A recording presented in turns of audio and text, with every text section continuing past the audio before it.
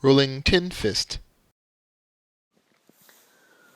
So I never actually had to give my son the news directly that his young friend died.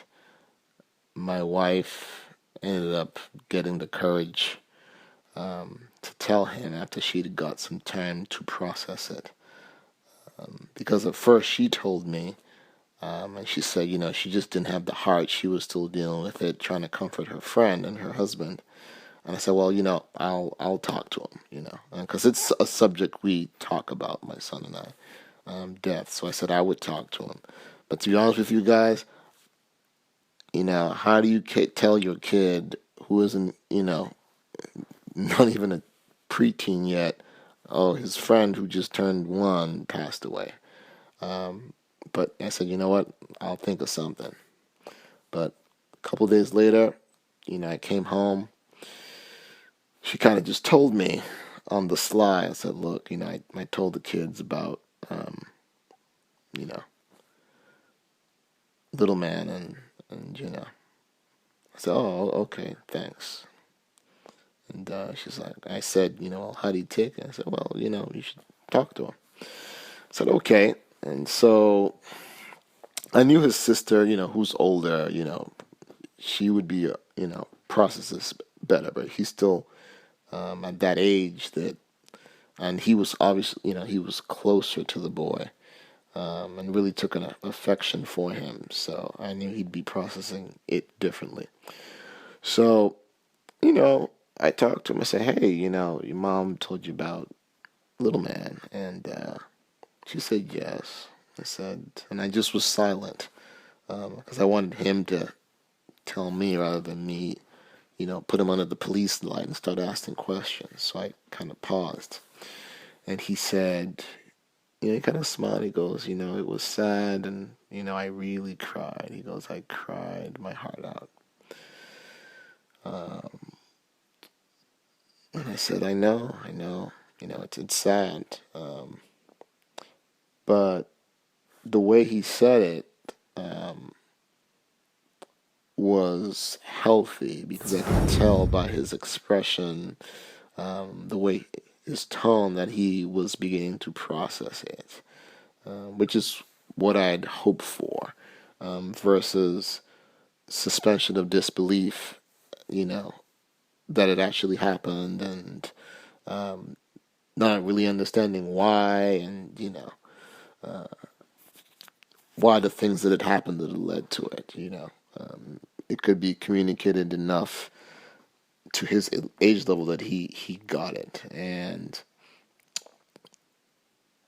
the key, at least for me, from my perspective, was with having those other conversations when he was younger about life and death in general, animals, insects, things like that.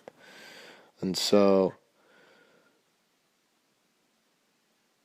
I'm glad that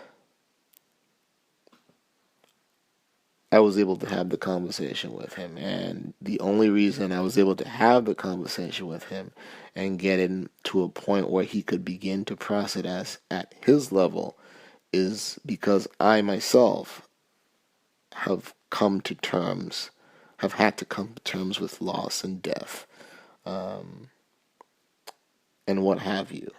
Even some close calls with myself personally. And, I've been forced to process that. And it isn't easy, but it's something we all must face. And particularly as men, because we're seen as disposable, we're often marginalized, or our grieving isn't uh, seen as worthy of, you know, discussion or interest or reflection. It's usually juxtaposed versus, yes, he died, but oh, his poor wife and kids. As opposed to, he died. What did he leave behind? What was his life like? Who are the people that are his not kids or wife? How are they going to feel about him leaving? Um, and that's one of the things I had to go through when my relative passed away. The one I said he was barely in his 50s, because naturally everybody was concerned about his, older kids, and his new wife, but nobody really ever talked about, his friends, the relatives he grew up with, those of us who knew him over the decades and all the things we'd gone through. It wasn't really highlighted as much. Not that obviously it should supersede his children and his wife, but it wasn't. It was kind of not even a footnote. And I got to tell you, I don't know about men out there, but you know, all the women I've dated before I was married, all the girlfriends, the relationships, start of marriage, all that stuff, when shit went sideways, you know, betrayals, whatever, it was my male friends, my true friends that, rode with me from the beginning, that were there with me through this. Those are the people that I relied on, that I could be vulnerable with and safe with, and, they could shine the light while I try to find the way out of the darkness of the situation at the time, So, um, I know this is long, but I just want to encourage those of you out here. I'm not saying obsess over death, but we are mortal, and as you age and get older as a man, you are going to have experiences that will either force you to come to terms with that or will encourage you to. And do it not only for yourselves, but if you're a parent, and particularly if you're thinking of being a parent for any reason, or even if you have younger people that look up to you, that may be relatives, students, whatever the case may be, coming to some sort of terms with your mortality will help whenever the time comes for those people coming after you to have those conversations, to help them cope with whatever may come up in their lives. Maybe a death of a friend or a parent or whomever in their lives.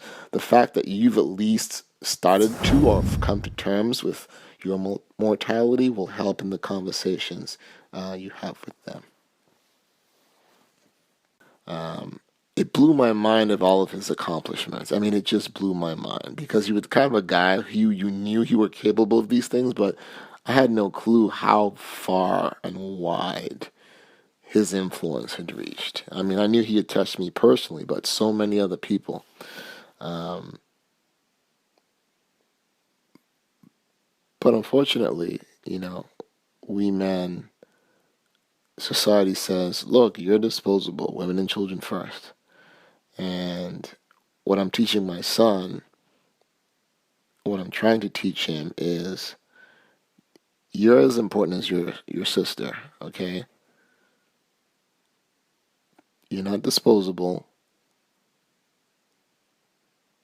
and I don't want you to grow up thinking your role is to be somebody else's toilet paper.